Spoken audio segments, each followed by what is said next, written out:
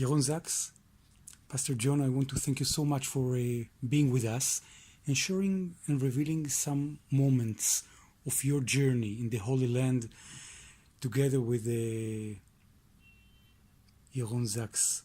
Another story from the last 20 days visiting here all around Israel.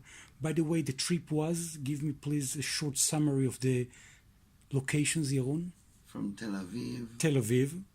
Through Mitzpe Ramon, through Eilat, through Chatzeva, sleeping also in the desert in Tzimerim, and not only in hotels, we have a complete experience. Jeeps in the desert, Dead Sea, Be'er Sheva, Wow.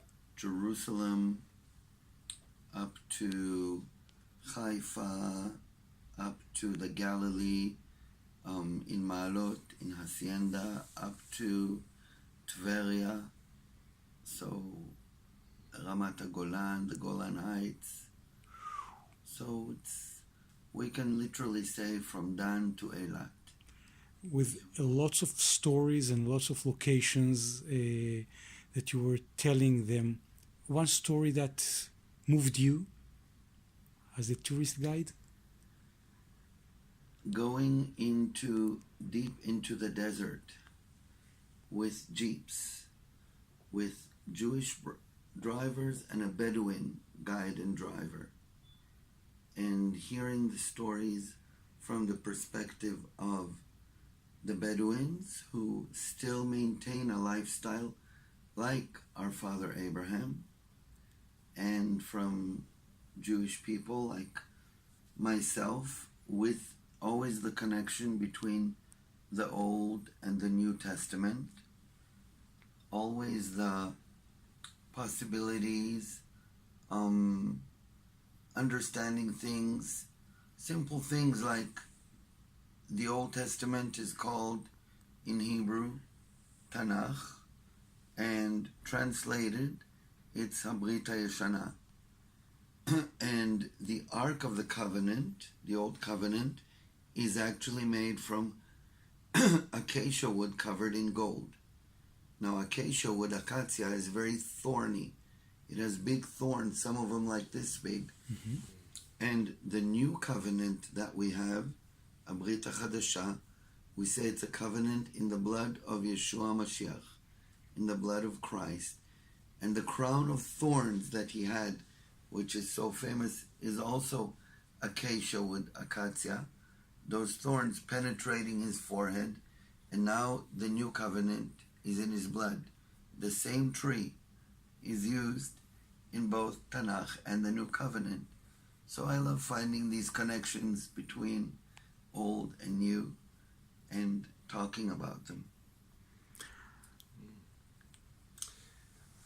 Everything we do and everywhere we go is hugely impacting. And so to try and single out one particular story is really challenging. But I think this time I had two high points, so I'm going to tell two. The first one was in Beersheba, where we have history as New Zealanders from 1917, where we were part of the expeditionary force that attacked Beersheba. There's New Zealand blood in the ground. Wow. In Beersheba, fighting the Turks. And so the New Zealand and the Australian light infantry, mounted infantry, actually came through the desert and attacked the positions of the Turks from an unexpected direction, and actually were able to get under the guns because they charged on their horses and overcame the Turkish forces and took Beersheba.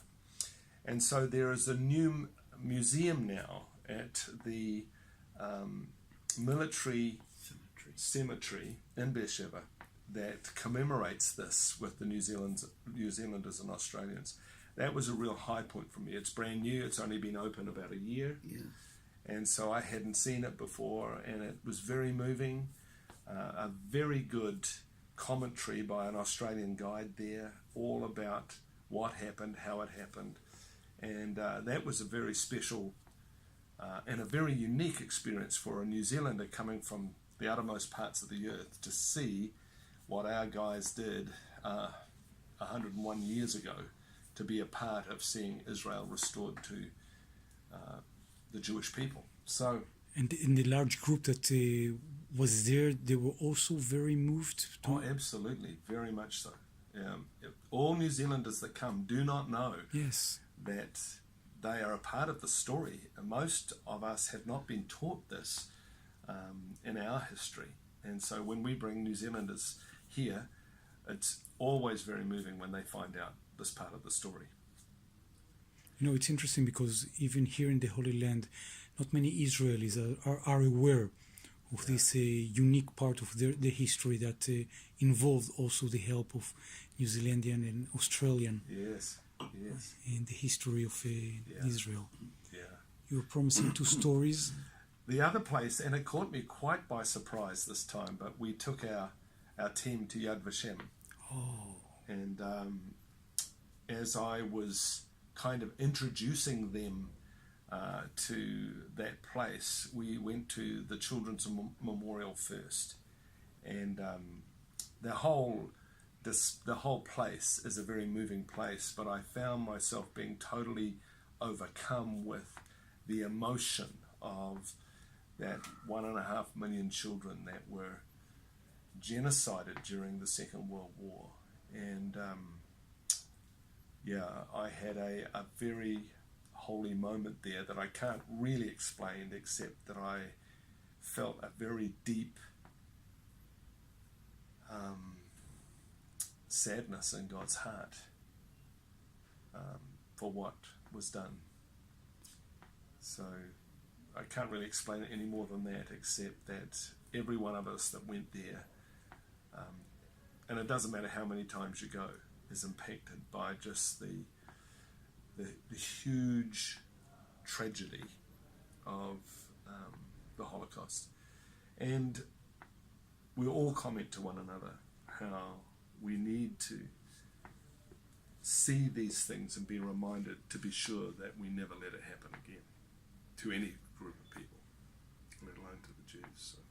Amen. Yaron, while you're leading the tour to Yad Vashem in Jerusalem, how can you explain, tell the story, in the biblical aspect or the more modern one of what is happening for all of us who are believers? Well, as believers, we know that we have a choice. And if we choose to leave God and God's protection, then terrible things can happen to us, like the Holocaust. As believers, we know that there is God, but there's also a devil, and he will chase us. And the bigger our faith, the bigger a target the devil points on our back, paints on our back, and tries to get us. And we know for sure that the Holocaust can only happen when good men do nothing.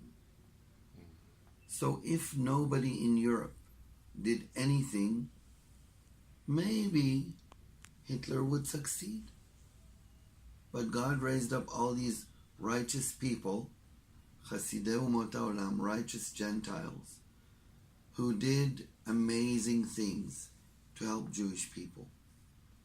Sometimes it was only prayer, because you are so far away. You are in Canada or you are somewhere and you're not even in Europe, and all you can do is pray. But praying is also action.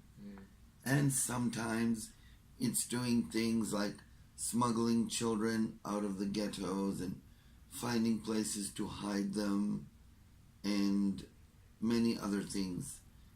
Those Gentiles are celebrated in Yad Vashem.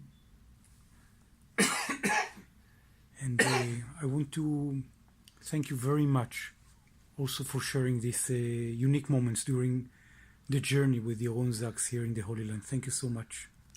Thank you.